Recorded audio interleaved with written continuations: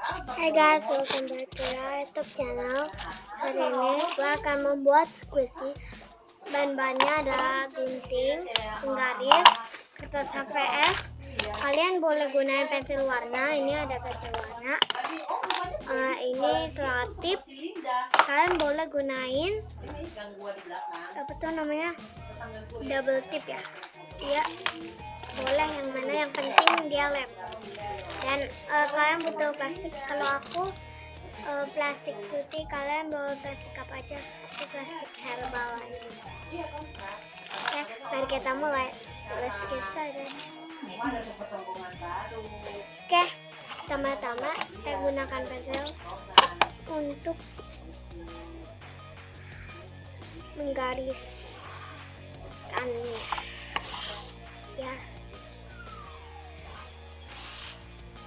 Jadi dia harus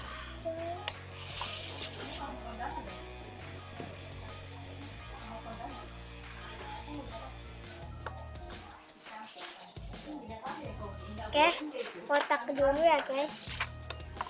Nah, kita buat di tengah-tengah.